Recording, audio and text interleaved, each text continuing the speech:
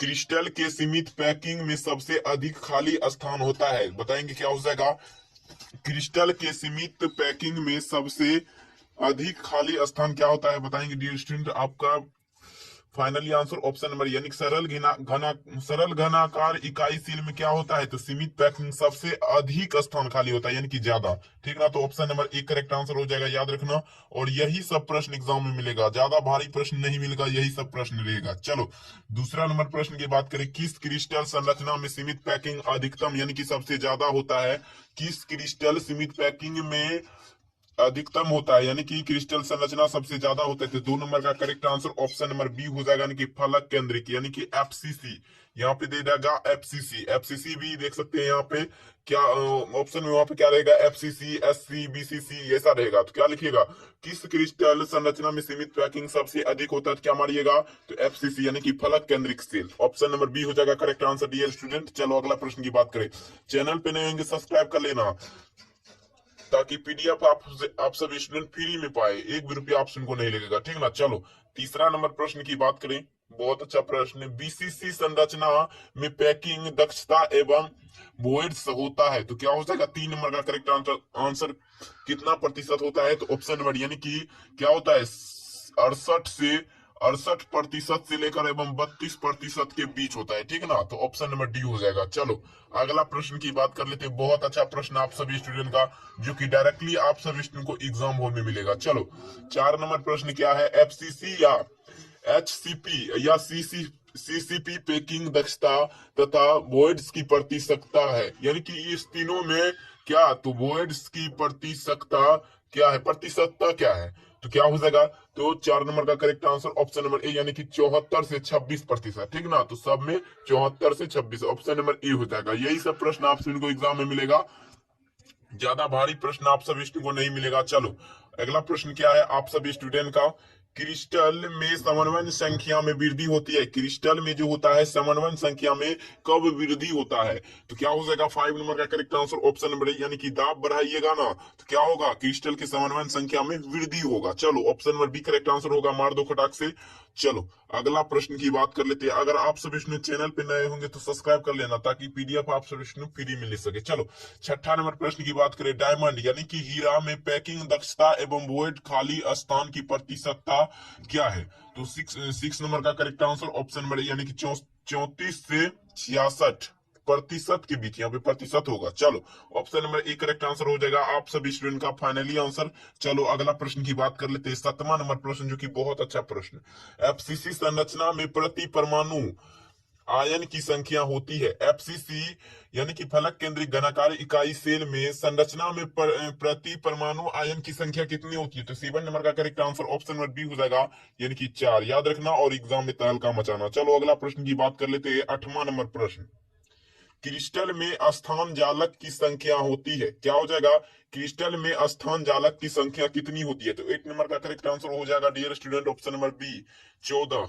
क्या हो जाएगा, क्रिस्टल में क्या, तो जालक क्रिस्टल में स्थान जालक की संख्या कितनी होती है, तो 14। ठीक ना, चलो ऑप्शन नंबर बी हो जाएगा, याद रखना और एग्जाम में तहलका मचाना। चलो अगला प्रश्न की बात कर लेते हैं, बहुत अच्छा प्रश्न आप सभी स्टूडेंट का, क्या है, सोडियम तथा पोटासियम यानी कि Na और K में क्रिस्टलीकृत संरचना है, क्या हो जाएगा, तो सोडियम तथा पोटासियम क्रिस्टलीकृत संरचना क्या हो जाएगा, तो 9 नंबर का correct answer option number B, यानी कि बीसीसी हो जाएगा। जहां पे होगा सोडियम तथा पोटासियम और क्रिस्टलीकृत संरचना कैसा होता है, तो बीसीसी, सीधा मारना एग्जाम में धमाल। चलो बी नंबर हो जाएगा करेक्ट आंसर। 10वां नंबर प्रश्न की बात करें, जो कि बहुत अच्छा प्रश्न आप सभी का, ताप वृद्धि के साथ किसकी विद्युत चालकता में कमी आती है, यानी कि जब ताप बढ़ाया जाएगा तो किसकी विद्युत चालकता में कमी आएगी, तो क्या हो जाएगा, 10 नंबर का correct answer option number A, यानी कि सुचालक, यानी कि धातु में क्या होगा, तो ताप वृद्धि के साथ किसकी विद्युत चालकता कमी आती है, यानी कि घटती है, तो धातु का ऑप्शन नंबर क्या हो जाएगा, तो ए करेक्ट आंसर हो जाएगा, एग्जाम में तहलका मचाना। चलो अगला प्रश्न की बात करें, 11 नंबर प्रश्न, जो कि बहुत बहुत इंपोर्टेंट प्रश्न, बहुत अच्छा प्रश्न। आयनिक ठोस निम्नलिखित में से कौन है? आयनिक ठोस निम्नलिखित में से कौन है? तो 11 नंबर का correct answer option number B हो जाएगा, यानी कि NaCl, यानी कि नमक जो है क्या है? तो आयनिक ठोस है। Option number B correct answer होगा, याद रखना और एग्जाम में तहलका मचाना। चलो अगला प्रश्न की बात करें। चैनल पे नए होंगे तो सब्सक्राइब कर लेना आप सभी स्टूडेंट, ताकि PDF आप सभी स्टूडेंट को फ्री में मिले। चलो 12 नंबर प्रश्न की बात करें। 12 नंबर बहुत अच्छा प्रश्न। धात्विक ठोस निम्नलिखित में से कौन है? धात्विक ठोस निम्नलिखित में से कौन है? तो 12 नंबर का correct answer option number B हो जाएगा, धातु एवं मिश्र धातु। क्या है? धातु। ऐसा भी पूछ सकता है, धातु एवं मिश्र धातु क्या है? तो क्या कहिएगा? तो धात्विक ठोस है। क्या? तो option number B correct answer हो जाएगा। यहाँ पे क्या पूछा है? तो धात्विक ठोस निम्नलिखित में से कौन सा है? तो क्या हो जाएगा? धातु एवं मिश्र धातु। ठीक ना? तो option number B correct answer हो जाएगा। चलो अगला प्रश्न की बात कर लेते हैं। बहुत अच्छा प्रश्न। सहसंयोजी ठोस है। सहसंयोजी ठोस है, बहुत इंपोर्टेंट क्वेश्चन 2022 के एग्जाम में पूछा गया प्रश्न है। सहसंयोजी ठोस है तो क्या हो जाएगा? तो 13 नंबर का करेक्ट आंसर आप सब इसमें का क्या हो जाएगा? ऑप्शन नंबर बी, यानी कि हीरा और ग्रेफाइट। यानी कि हीरा और ग्रेफाइट क्या है? सहसंयोजी ठोस है। क्या है? तो सहसंयोजी ठोस है कौन? तो हीरा एवं graphite. Option number B correct answer हो जाएगा। चलो अगला प्रश्न की बात कर लेते हैं। 14 नंबर प्रश्न, जो कि सीधे एग्जाम में मिलेंगे प्रश्न आप सभी स्टूडेंट को।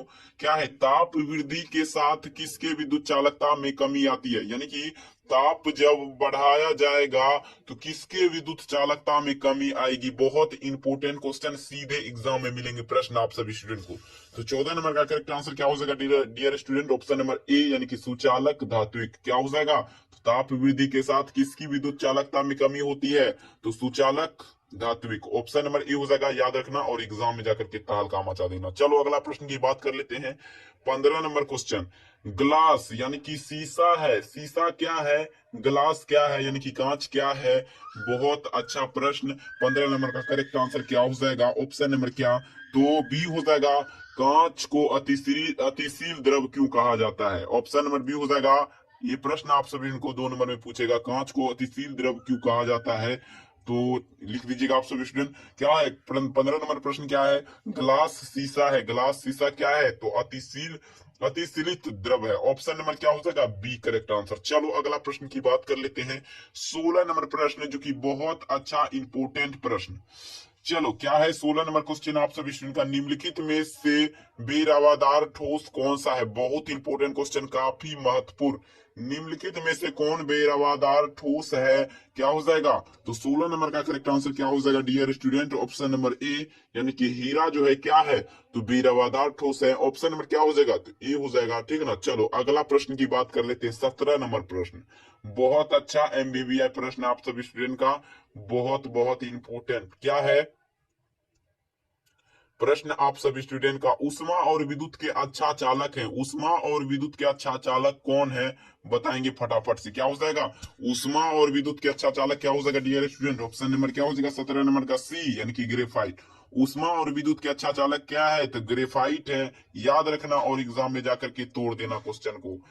ऑप्शन नंबर क्या हो जाएगा? सी हो जाएगा। याद रखना, बहुत बहुत इंपोर्टेंट क्वेश्चन।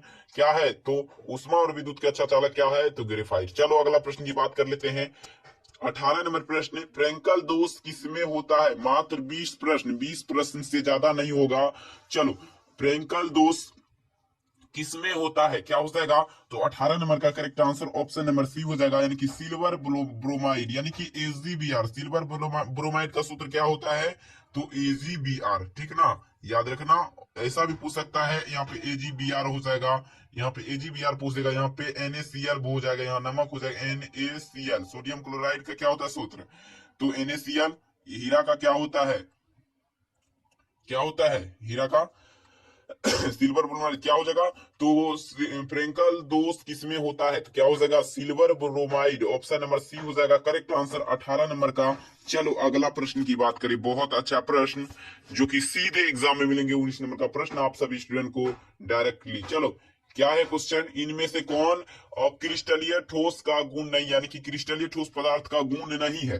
तो 19 नंबर का करेक्ट आंसर क्या हो जाएगा dear student, option number B, यानी कि आइसोट्रोपिक। क्या है तो क्रिस्टलीय ठोस पदार्थ में क्या नहीं होता है, आइसोट्रोपिक नहीं होता है। क्या हो जाएगा, option number B correct answer होगा। चलो अगला प्रश्न, लास्ट प्रश्न आप सभी का, जो कि सीधे एग्जाम में मिलेंगे प्रश्न आप सभी स्टूडेंट को। एवोगाड्रो संख्या n बराबर क्या होता है, एवोगाड्रो संख्या n बराबर क्या होता है, तो क्या हो जाएगा, तो 20 नंबर का क्या हो जाएगा डियर